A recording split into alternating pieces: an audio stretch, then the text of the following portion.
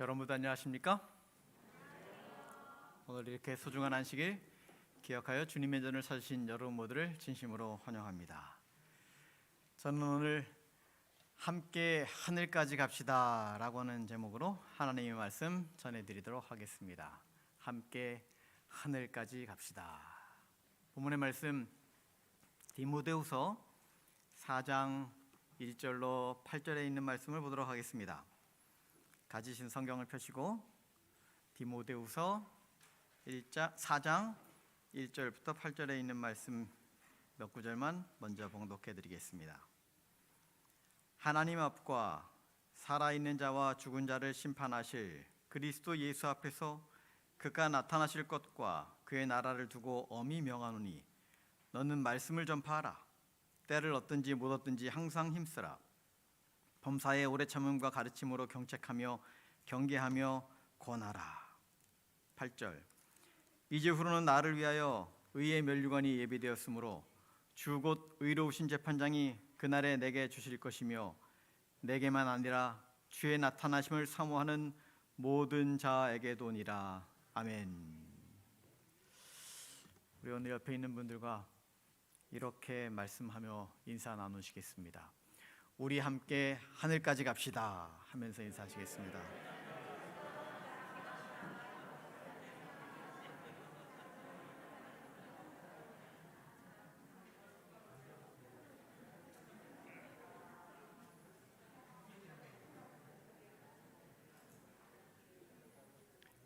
옆에 함께 계신 분들이 하늘까지 함께 가야 할 만한 소중한 분들이십니까?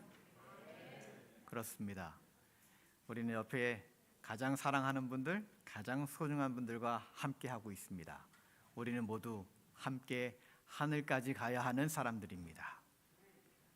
사도 바울은 자신의 삶의 마지막 즈음에 디모데에게 보내는 권면을 통하여 자신의 삶에 있어서 가장 중요한 것들을 언급하며 기별을 전하고 있습니다.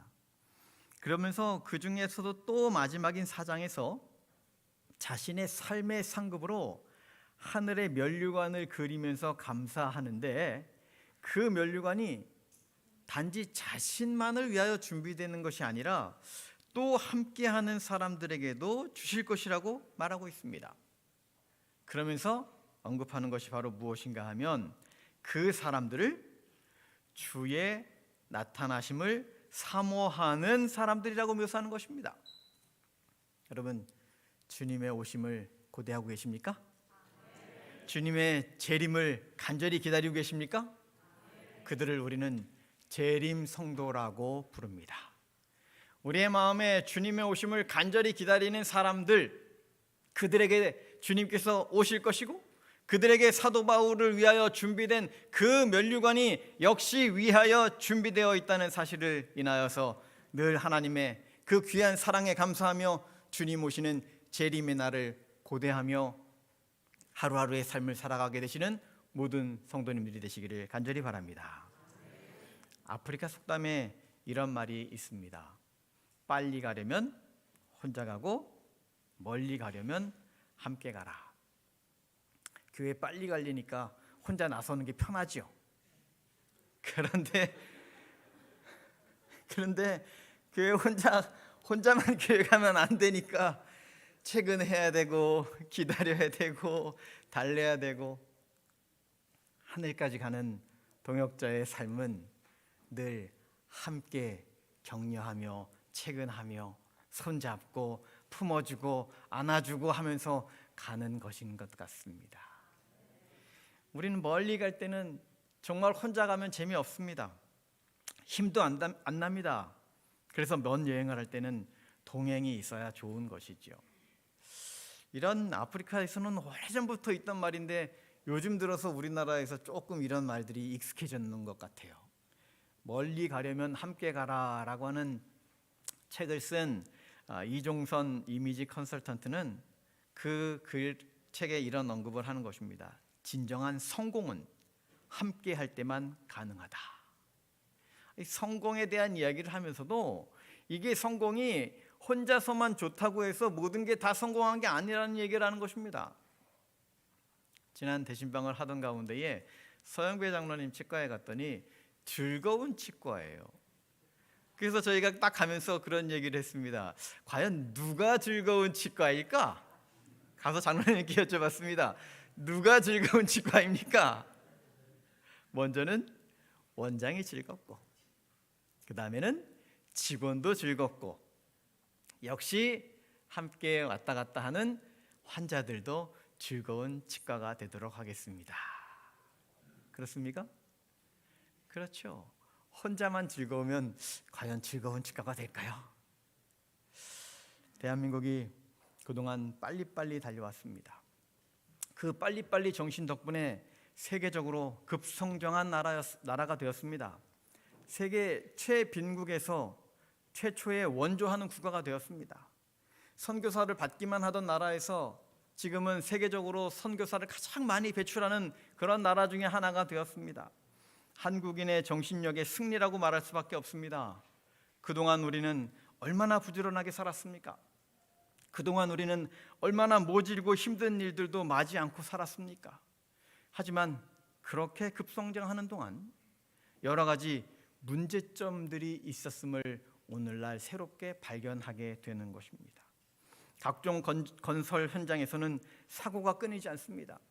화려한 성장 뒤에는 어두운 사각지대가 있었음을 우리는 부인할 수 없는 것입니다. 상명하복의 갑을 문화가 뿌리 깊게 자리 잡아 있는 것입니다. 빈익빈 부익부, 빈부의 격차는 날로 커져만 갑니다. 진정한 친구나 동료들을 만날 수 없는 사회가 되었습니다. 그 사람은 나의 경쟁 상대이기 때문인 것이죠. 그들을 밟아야 내가 올라갈 수 있는 것입니다. 결국은 모두가 외로운 사회가 되어버리고 말았죠. 이것이 오늘날 우리 사회를 병들게 만든 것입니다. 그런데 말씀입니다. 어쩌면 교회도 똑같이 그런 모습이지는 않았는지 돌아보는 것입니다. 우리는 빨리빨리 성장해야 했습니다. 부임하자마자 전도회를 계획해야 했고요. 2, 3년 후면 또 발령이 날까 봐 서둘러서 성도들을 닥달해서 할 수 있는 일을 빨리 해야 했습니다.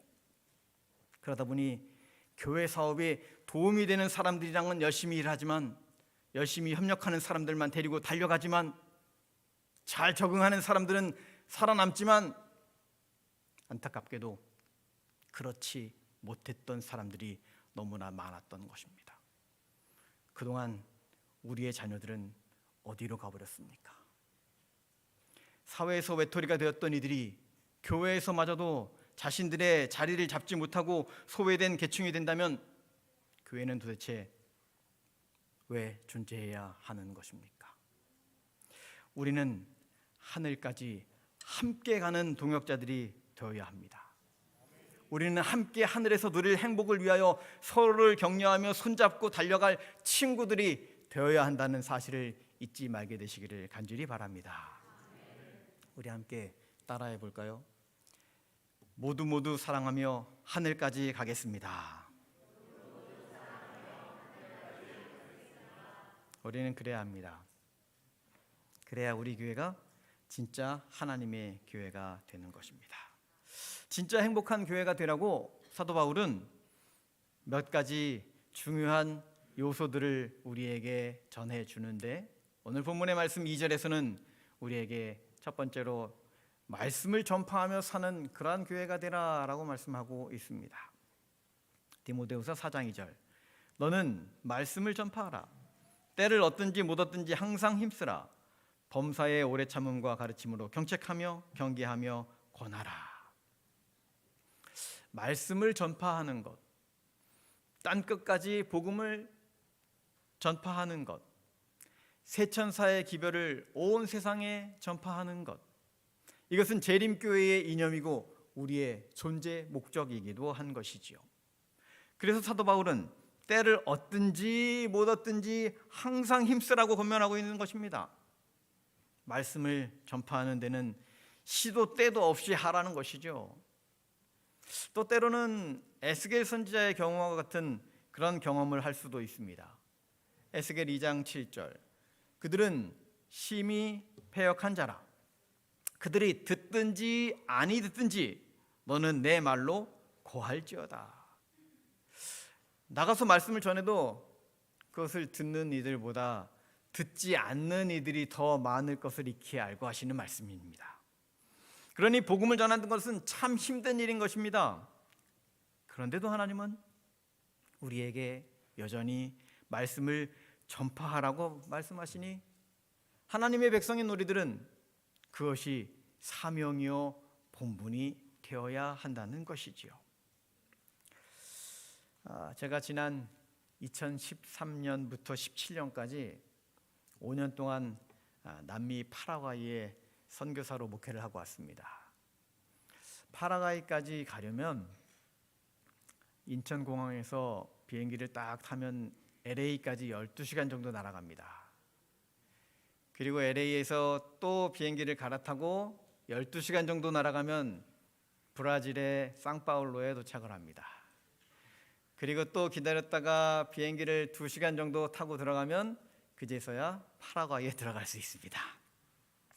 비행기 안에서만 26시간, 보통 2번 갈아타야 하기 때문에 한 36시간 정도 소요됩니다. 남미 이민사회에 가보니까 이 재림기별을 전하는 일이 참 쉽지 않은 것입니다. 근데 다행히 가끔 한 영혼 만날 수 있는 것이죠. 떠나오기 전에 한 분 침례를 받은 귀한 침례식이 있었습니다. 이분이 묵뚝뚝한 분이세요.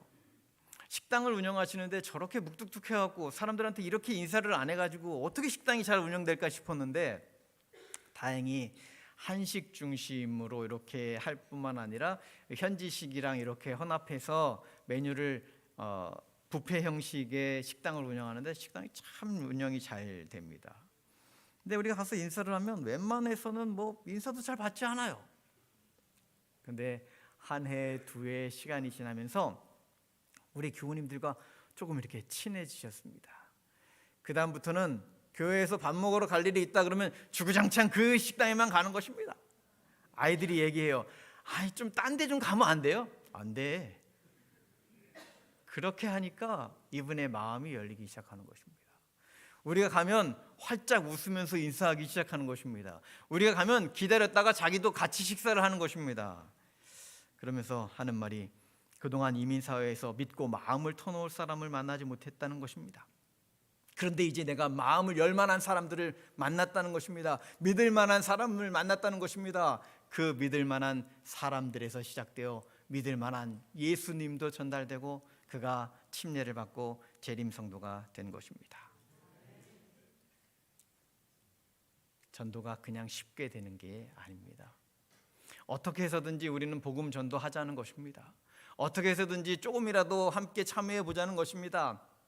TMI 운동, 어떻게 해서라도 우리가 주변 사람들과 가까워져 보자는 것입니다. 아윌고 그냥 구호만 외치는 것이 아닙니다.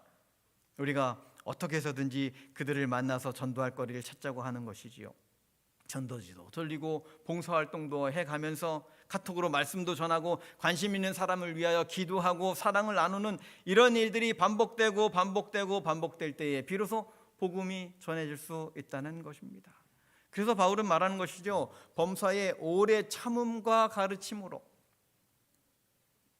전도하려면 참고 또 참아야 합니다.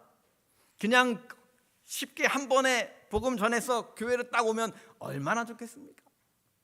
그러나 그런 일은 좀처럼 발생하지 않습니다. 예전에 한 장로님이 당신의 가정이 어떻게 재림교인이 되었는지에 대한 이야기를 하시며 그런 얘기를 하세요. 먼저 아내 되시는 집사님이 교인이 된 것입니다. 그래서 이 교인이 된 집사님이 열심히 교회를 다니니까 옆에 있는 집사님이 이런 말씀을 하시는 거예요. 교회는 온 가족이 함께 다녀야 행복하니까 남편을 전도해야 된다고. 그런데 남편이 웬만해선 전도가 잘 안 되니까 어떻게 해야 되냐면 참고 참아야 한다고. 그래서 일리가 있는 것 같아요. 그 말씀하시는 집사님 가정을 보니까 참 행복해 보이고 자기도 온 가족이 함께 교회를 다녔으면 좋겠는 거지요. 그래서 참았습니다. 그러니까 교회 다니기 시작하니까 아내가 달라진 거예요. 성격 좋아진 아내를 보니까 너무 기분이 좋은 거죠. 그러다가 아내가 여보 우리 교회 한번 갑시다. 그러니까 안 갈 수 있어요? 가야죠. 그냥 인사치레로 한 번, 두 번 교회를 따라가 줬어요. 자기가 교인이 될 줄은 몰랐죠. 그렇게 한 걸음 두 걸음 교회를 다니기 시작하자 그의 마음에 믿음이 생겼습니다. 그리고서 함께 교회를 다니며 장로님도 배운 것이죠. 이제 신앙생활하면 참고 참아야 한다고. 그래서 때로는 묵하고 올라오는 것도 그래 참자. 회사에서 일하면서도 속이 뒤집어질 것 같은 순간에서도 참자. 그러면서 주변 사람들에게 좋은 영향을 끼치며 사는 그러한 장로님 가정이 되었습니다.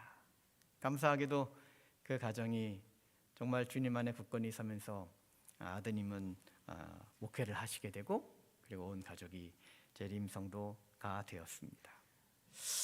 삶 속에서 우리는 말씀을 전파하는 것입니다. 그러려면 우리의 삶도 참고 또 참아야 합니다. 이것이 우리가 우리의 사랑하는 사람들과 함께 하늘 가는 비결이라는 사실을 잊지 마시기 바랍니다. 그리스도를 높이라는 그 말씀 266쪽에서는 우리에게 이런 권면을 줍니다. 우리의 삶 속에서 그리스도의 복음의 순수한 원칙들을 실천함으로써 우리는 하나님을 공경하고 영광되게 할 수 있다. 그렇게 할 때 우리는 하늘이 준 빛을 우리를 둘러싼 어두운 세상에 반사할 수 있다. 복음을 전하는 것은 어려운 원칙들이 있을 수도 있지만 조금만 관심이 있으면 할 수 있는 것들이 많이 있습니다. 순수한 원칙들, 한마디로 우리 주변의 사람들에게 따뜻한 마음으로 다가가는 것, 따뜻한 손길을 펼칠 수 있는 것, 우리가 한 번 더 인내하고 견뎌주는 것, 그런 모든 것들이 모여져서 영혼을 구원하게 된다는 사실을 잊지 마시기 바랍니다. 그렇게 될 때에 우리가 사랑하는 이들의 마음이 녹아가고 우리 주변에 있는 이들이 그리스도의 사랑을 알게 되고 그래서 우리 복음이 전파되며 그들과 함께 하늘 가는 하늘의 소망을 가진 백성들이 될 수 있다는 사실을 믿고 주님의 말씀대로 늘 힘차게 전진해 나가는 저와 여러분의 삶이 되기를 간절히 바랍니다. 때를 얻든지 못 얻든지 복음을 전파하는 사람들, 그런 작은 실천과 노력이 열매를 맺어 하늘 기념책에 우리의 아름다운 이야기들이 기록되는 우리 모든 토평교회 성도님들의 삶이 되기를 간절히 소망합니다. 하늘을 향하여 가는 믿음의 백성들이 지켜야 할 두 번째 항목은 바로 진리의 귀를 기울이라 하는 것입니다. 3절과 4절 말씀입니다. 때가 이르리니 사람이 바른 교훈을 받지 아니하며 귀가 가려워서 자기의 사욕을 따를 스승을 많이 두고 또 그 귀를 진리에서 돌이켜 허탄한 이야기를 따르리라. 사람들이 마지막 때에는 바른 교훈에 귀를 잘 기울이지 않는다는 말을 하는 것입니다. 여러분, 우리가 왜 입이 한 개고 귀가 두 개라고 그래요? 한 귀로 듣고 한 귀로 흘리라고요? 말하기보다 듣기를 두 배로 하라. 그런 의미로 우리는 많은 이야기들을 합니다. 성경에서도 똑같은 이야기를 하시죠. 야고보 1장 19절. 내 사랑하는 형제들아, 너희가 알지니 사람마다 듣기는 속히 하고 말하기는 더디하며 성내기도 더디하라. 우리는 남의 말에 귀를 기울이는 연습을 해야 합니다. 죄송하게도 나이가 들어갈수록 더 그런 연습을 자꾸 해야 합니다. 왜냐하면 나이가 들어가면 들어갈수록 듣는 시간보다 말하게 되는 입장에 서는 경우들이 더 많아지기 때문에 그렇습니다. 그런데 그럴 때일수록 더 듣는 연습을 자꾸 해야 합니다. 특별히 교회에서도 잘 듣는 성도가 되어야 합니다. 이건 참 중요한 문제입니다. 왜냐하면 우리는 교회에서 진리의 말씀을 들을 수 있기 때문입니다. 교회에서 우리가 귀를 열지 않으면 하나님의 음성을 들을 수가 없기 때문인 것입니다. 예전에 어떤 분은 꼭 이런 말씀을 하시는 분이 있어요. 목사님은 사회생활을 안 해보셔서 그렇게 말씀하시는 거예요. 네, 제가 사회생활을 좀 안 해봤습니다. 그런데 사회생활 하시는 분들을 좀 많이 만나봤습니다. 아마도 사회생활을 하시느라고 유연성, 융통성 이런 것들이 꼭 있어야 통한다는 그런 의미라는 것은 이해합니다. 그런데 말씀입니다. 사회생활에서는 그런 부분이 꼭 필요할 터인데 과연 신앙생활에서도 그런 것인가 곰곰이 생각해 보게 되는 부분인 것입니다. 또 어떤 분들은 이미 목사보다 나이가 많아지신 분들이 있습니다. 이 목사님이 바뀌면 이미 이 변화의 시기에 지난번 목사님보다는 나이가 어리셨는데 저보다는 나이가 많으신 분들이 있으시죠? 어느 정점을 어느 나이대를 정점으로 그 다음부터는 나보다 나이 어린 목사님이 오셔서 설교를 합니다. 그런데도 여전히 그 목사님의 말씀이 하나님의 기별로 들린다면 우리는 성숙한 신앙인이 되어가는 것입니다. 우리가 기억해야 하는 것이 있습니다. 하나님께서는 여전히 주님의 종을 통하여 진리의 말씀을 선포하신다는 사실입니다. 어떤 분은 이런 말을 합니다. 하나님은 당신의 계명을 돌판에 쓰셨고 인간은 그것을 종이로 바꿨다. 하나님은 돌판에 기록하여 하나님의 계명을 우리에게 전해주셨습니다. 그런데 우리는 종이로 그것을 바꿔놓았습니다. 그러니 돌판은 흔들리지 않는데 종이는 이리저리 흔들리는 것이죠. 어쩌면 하나님의 기별은 여전히 우리에게 고지곧대로 우리의 삶에 대한 기별을 주십니다. 그런데 우리의 삶은 때로는 이렇게도 적용해보고 때로는 저렇게도 적용해보는 것이지요. 성경 연구의 길잡이 182편에는 이런 기별을 우리에게 줍니다. 하나님의 율법만이 도덕적 완전함의 참된 표준이다. 그리스도의 생애 가운데서 이 율법은 행동으로 실행되었으며 그것은 우리의 모본이 된다. 이에 미치지 못하는 것은 하나님의 요구사항을 충족할 수 없다. 우리가 율법을 지킬 수 없다는 변명으로 탄원할지 모르나 이것이 우리에게 변명이 되지 못할 것이다. 아주 엄숙한 이야기를 우리에게 전해주는 것입니다. 과연 우리는 하나님의 말씀에 얼마나 귀를 기울이며 살아가고 있는가 하는 것입니다. 우리가 정말 진리의 귀를 기울이는 습관을 잘 들이는 것이 그래서 우리에게 중요한 것입니다. 그래야만 우리가 하늘의 음성을 제대로 들을 수 있기 때문이라고 하는 것이지요. 요한복음 12장에서 한 번은 예수님께서 헬라인 몇 명을 만나는 이야기가 등장합니다. 특별한 만남을 가졌습니다. 그때 하늘에서 한 음성이 들렸습니다. 요한복음 12장 28절 29절. 아버지여 아버지의 이름을 영광스럽게 하옵소서 하시니 이에 하늘에서 소리가 나서 이르되 내가 이미 영광스럽게 하였고 또다시 영광스럽게 하리라 하니 곁에 서서 들은 무리는 천둥이 울었다고도 하며 또 어떤 이들은 천사가 그에게 말하였다고도 하니라. 하늘에서 하나님의 음성이 들렸는데 어떤 사람은 이게 천둥 소리 같다라고 말하고 어떤 사람들은 천사의 음성인 것 같다 이렇게 이야기하는 것입니다. 하나님의 음성을 듣고 각자 자기의 방식대로 해석하고 들린다는 것이죠. 요한복음 8장 43절에도 그래서 우리에게 이런 말씀을 주죠. 어찌하여 내 말을 깨닫지 못하느냐 이는 내 말을 들을 줄을 알지 못함이로다. 우리가 교회 생활을 하면서 계속해서 듣는 연습을 해야 하는 이유가 바로 여기 있습니다. 이것이 진짜 하나님의 기별인지 하나님의 말씀인지 하나님의 음성인지 우리가 잘 분별하면서 귀담아 들을 줄 알아야 하는 것이지요. 그렇지 않으면 음성을 들어도 기별을 들어도 그것을 알아듣지 못하는 것입니다. 자신의 편견과 고집, 그리고 어쩌면 고정관념에 사로잡혀 있으면 더 진리를 알아듣기 힘든 것이지요. 그래서 예수님은 마가복음 4장 24절에서도 말씀하십니다. 이르시되 너희가 무엇을 듣는가 스스로 삼가라. 듣는 말씀을 잘 곱씹어 보라는 것입니다. 이것이 진짜 하나님의 기별인가 그렇지 않은가, 아니면 내 마음대로 딴 생각을 하고 있는가, 아니면 정말 내가 마음에 잘 받아들여야 하는 바로 그 기별인가. 바보의 벽이라고 하는 책이 있습니다. 요로 다케시 도쿄 의대 교수가 쓴 책인데요, 그 책에서는 이런 이야기를 합니다. 선택적 지각.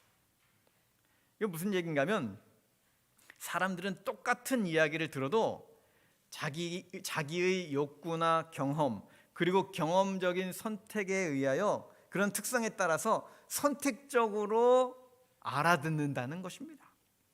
그래서 자기에게 꼭 필요한 것은 잘 들리지만 나한테 필요한 것 같지 않아, 그러면 바로 마음을 닫고 귀를 닫는다는 것이죠. 그런 벽이 있는데 그것을 그는 바보의 벽이라고 표현한 것입니다. 듣고 싶은 것만 듣고 듣기 싫은 말은 전혀 듣지 않는 현상을 설명하고 있는 것입니다. 이 바보의 벽이 어쩌면 사람들을 진짜 현명하지 못하게 만들기 때문이라고 하는 것이지요. 목사에게 보내는 기별 겉면 35쪽에는 이런 말씀을 우리에게 줍니다. 제사장들과 관원들이 그분께서 그들에게 주신 그분의 신령한 사명에 대한 증거들을 받아들이려 하지 않는다면 그들은 왜곡과 허위를 통해 그분을 비난할 것이다. 편견이 일어나고 질투와 시기심을 품으며 그분의 길이 막힐 때 주님은 그 성읍들을 떠나셨으며 그분께서 나누어 주고자 오신 진리의 귀를 기울이며 감사할 자들을 찾아가셨다. 내가 듣고 싶은 방법으로 모든 것을 듣지 말아야 한다는 말씀인 것이죠. 내가 듣고 싶은 것만 듣지 말고 내가 들어야 하는 것에 귀를 기울여야 한다는 것입니다. 그래야 우리가 참으로 진리를 깨달을 수 있는 것이지요. 그래서 사도 바울이 3절과 4절에서 하는 말이 바른 교훈을 받지 아니하면 안 된다. 진리에서 돌이켜 허탄한 이야기를 따라서는 안 된다. 정말 참 하나님의 기별과 진리를 듣고 그것으로 인하여 우리 삶이 변화되어야 한다라고 이야기하는 것이지요. 우리가 함께 하늘까지 가는 동역자들이 되기 위하여 서로의 말에 귀를 기울이시기 바랍니다. 또 하나님께서 우리에게 주시는 말씀에 귀를 기울이시기 바랍니다. 그렇게 할 때에 우리는 참으로 하나님께서 주시는 은혜의 말씀으로 우리 믿음이 점점 자라나게 되고, 그래서 우리는 하나님의 백성으로서 부족함이 없는 사람들이 되고, 그래서 우리는 하늘나라에서 살게 되는 귀중한 하나님의 백성, 거룩한 성도들이 된다는 사실을 잊지 말고 살아가게 되시는 저와 여러분이 되기를 간절히 바랍니다. 하늘에 가는 성도들의 삶 세 번째 조건은 직무를 다하라 하는 것입니다. 디모데후서 4장 5절입니다. 그러나 너는 모든 일에 신중하여 고난을 받으며 전도자의 일을 하며 내 직무를 다하라. 자신에게 맡겨진 작은 직무들을 충실하게 수행하는 일은 매우 중요합니다. 그래서 에베소서 4장 11절과 12절에서는 우리에게 맡기신 귀한 역할과 사명에 대해서 이렇게 이야기하시지요. 그가 어떤 사람은 사도로, 어떤 사람은 선지자로, 어떤 사람은 복음 전하는 자로, 어떤 사람은 목사와 교사로 삼으셨으니 이는 성도를 온전하게 하여 봉사의 일을 하게 하며 그리스도의 몸을 세우려 하심이라. 그리스도의 몸된 교회를 세우는 일, 우리가 사랑으로 하나 되어 정말 이 교회를 든든하게 성장시켜 나가는 일, 그 일을 하기 위하여 우리 한 사람 한 사람을 특별한 목적이 있어서 부르셨다라고 하는 사실입니다. 그래서 특별한 목적을 이루게 하시기 위하여 우리에게 각자에게 재능을 허락해 주셨다는 것이지요. 그리고 그 재능에 맞춰서 우리들에게 각각의 직무를 주신 것입니다. 그래서 그 허락하신 책임들을 잘 감당하고 충실히 수행하는 일은 하늘 가는 백성으로서 매우 중요한 부분이라고 우리에게 이야기해 주고 있는 것입니다. 우리 각자에게 맡겨진 그 모든 일들은 중요하지 않은 것이 하나도 없는 것입니다. 그래서 우리는 그 역할을 잘 수행해야 합니다. 어떤 사람은 머리와 같은 역할을 하지만 어떤 사람은 손발과 같은 역할을 해야 합니다. 어떤 사람은 보잘것없어 보이는 손톱과 같은 역할을 해야 될 때도 있을 것입니다. 그런데 여러분 아십니까? 손톱 하나 빠져보면 얼마나 고통스럽고 아파하는지. 손톱 하나 아프면 온몸이 아파하지 손톱 그래 너만 고생해라 해본 적 있으십니까? 온몸이 하나가 된 교회, 그것은 바로 모두가 한 마음으로 자신의 역할을 잘 수행할 뿐만 아니라 누군가 아파할 때에 함께 기도해주고 누군가 힘들어할 때에 함께 격려해주고 누군가 행복해할 때에 함께 기뻐할 수 있는 교회라는 사실을 잊지 말고 하나가 된 교회, 그래서 함께 하늘까지 가는 우리 모든 토평교회 성도님들이 되시기를 간절히 바랍니다. 그래서 우리는 그렇게 하늘 가기에 합당한 사람들이 되어가는 것입니다. 그렇게 하나님을 위하여 충성된 종들이 되어가는 것입니다. 그래서 그렇게 사는 사람들에게 마태복음 25장 21절은 이렇게 칭찬하시는 것이지요. 그 주인이 이르되 잘하였도다 착하고 충성된 종아, 내가 작은 일에 충성하였음에 내가 많은 것으로 너에게 맡기리니 내 주인의 즐거움에 참여할지어다. 아멘. 이 칭찬이 저와 여러분을 향한 하나님의 칭찬이 되기를 간절히 바랍니다. 우리는 그런 사람들이 되어야 합니다. 그들이 바로 하늘나라에서 살아갈 사람들이기 때문이라고 하는 사실입니다. 저는 말씀을 마무리하면서 한 이야기를 들려드리려고 합니다. 지난 2018년 동계올림픽에서 팀 추월 경기가 있었습니다. 팀 추월 경기는 3명의 선수가 함께 레이싱을 하는 경기입니다. 그런데 팀 추월 경기는 제일 앞에 있는 선수가 아무리 빨리 들어와도 아무 소용이 없습니다. 왜냐하면 제일 마지막에 들어오는 선수의 기록을 그 팀의 기록으로 삼기 때문에 그렇습니다. 남자 팀 추월 선수들이 이승훈 선수와 함께 출전을 했고요. 그리고 그곳에서 은메달을 땄습니다. 이 팀 추월 경기를 이끌어간 이승훈 선수는 평창 올림픽에서 스피드 스케이팅에서 금메달을 이미 하나 땄습니다. 이 이승훈 선수가 자기보다 10살이나 아래 되는 2명의 선수들을 데리고 팀 추월 경기에 나갔고 그 결과 은메달을 딴 것입니다.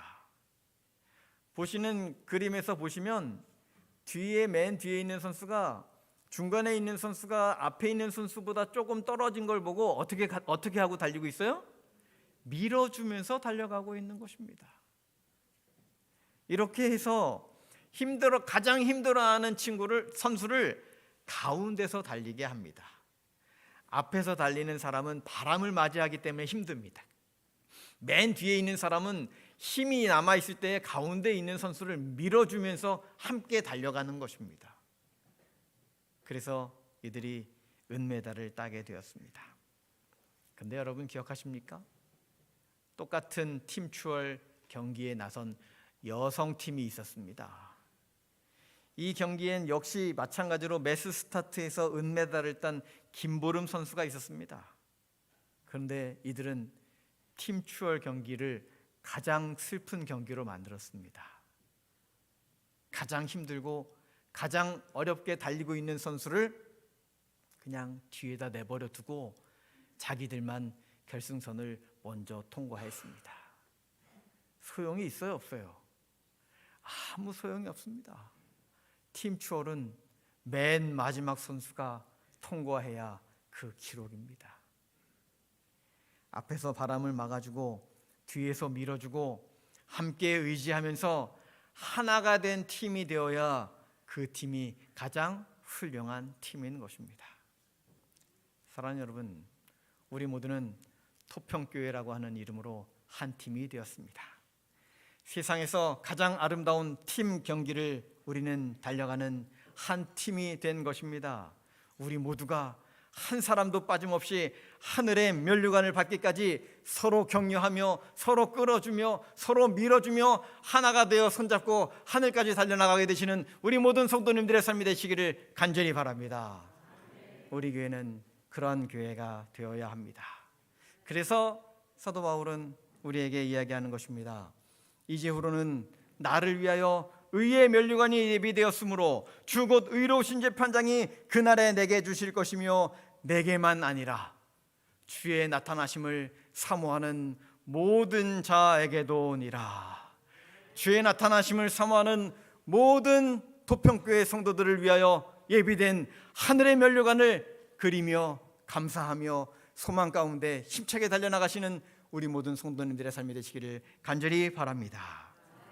저는 오늘 하늘까지 함께 갑시다라고 하는 제목으로 하나님의 말씀 전해드렸습니다. 주님 우리에게 말씀합니다. 말씀을 전파하는, 때를 얻든지 못 얻든지 그 사명을 다하는 그런 삶을 살아가라고요. 우리가 날마다 하나님의 말씀 은혜의 기별에 귀를 기울이며 살아가라고요.